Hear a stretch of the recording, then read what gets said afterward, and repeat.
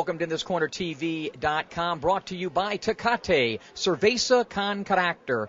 I'm Smitty. Now, leading up to the Miguel Cotto-Ricardo Mayorga fight in Las Vegas at the MGM Grand, had the opportunity to sit down and chat with boxing promoter extraordinaire Don King, who had plenty to say about boxing past, present, and future. You know, it was great to be inducted into the Boxing Hall of Fame in Florida with you this past June. That was an honor for both of us. Well, you richly deserve it. You know what I mean? You've been working very hard. You're dedicated and committed. You're a great voice of the people, and it's good to be recognized for what you have done. And so I was honored to be on the same podium with you. What about co-promoting with Bob Arum? You guys are quite the antithesis of one another. Him, the Harvard guy, you, the street guy. How has this promotion been working with Bob Arum in Top Rank? It's great. You know, me and Bob, I love Bob. Bob is a great guy. I call him Lonesome Bob. You know what I mean? Because he's always... Why do you call him Lonesome Bob? Because he strategizes and not, you know, and he doesn't realize sometimes that the people are the most important. Everything he does or do is for people. Yet he contains and restrains himself. I say, give it up, man. Loosen up. You know what I mean? It's today he illustrated it again, Jing. He goes out and gives us a Harvard strategy. You know, you're not you're not dealing with those people from Harvard. Those are the people you got to be able to intelligence and enlightenment. Know your audience. You got to die. It's what unbelievable, man. You're going to be able to deal with what is real. You know what I mean? On the ordinary circumstances, we expend a lot of energy talking, and he's counting the milligrams of talk and of whatever it is or how it is. You know, so he got it all. He's all mapped out. It's over. I know you've had conversations with Floyd Mayweather Jr. We here in Las Vegas, I've gotten to know Floyd quite well, and I keep telling him at the end of the day, nobody's going to think about the money you take to the grave. They're going to think about your legacy. What have you told him about the importance of a fight with Manny Pacquiao? Floyd, I love Floyd. I think Floyd is the best fighter in the world today. Only thing has happened to him, he's inactive, and Pacquiao is active. So currently, Pacquiao is an active fighter that they will make the best of the day. But whenever they do meet, Floyd Mayweather is going to be victorious.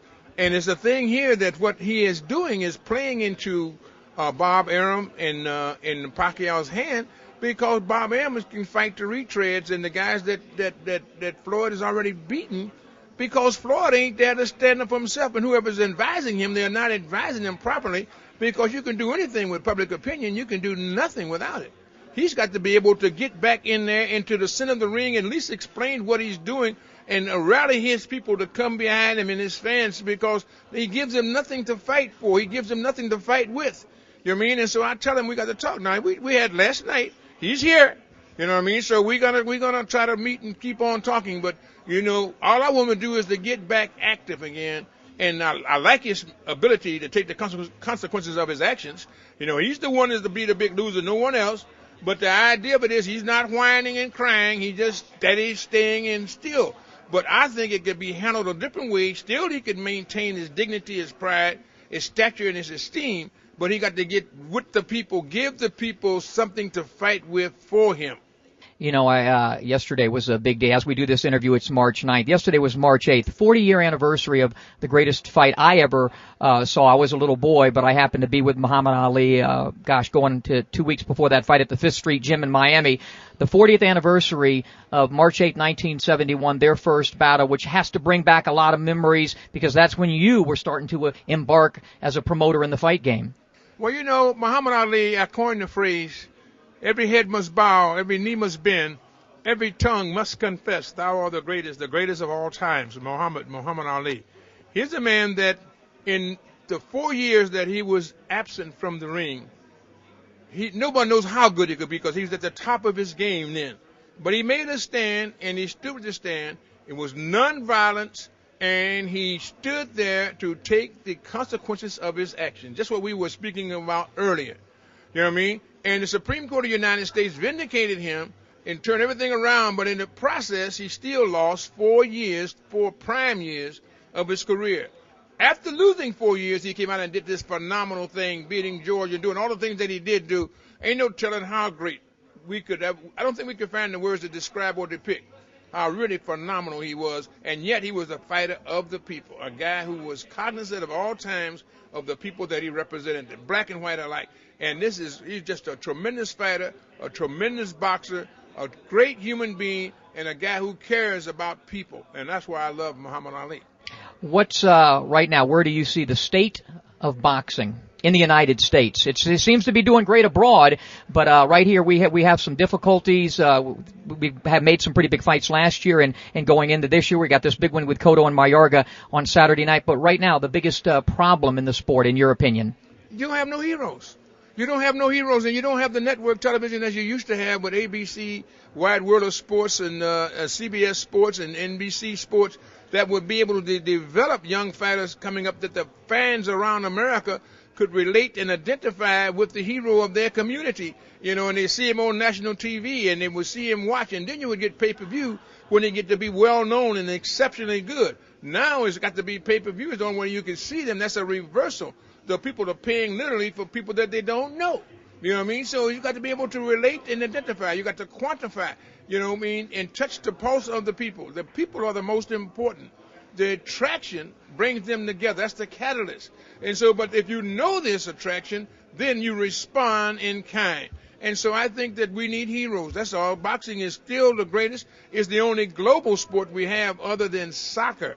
The rest of them, they got not football, not American football, not soccer, and boxing are universal. I mean, so this is something we need to do, is to find heroes, but we got to emulate and imitate the victory and the heroes of yesteryear so that the new ones can come up and be a part of what the ever-growing need for great sports athletes to bring people together.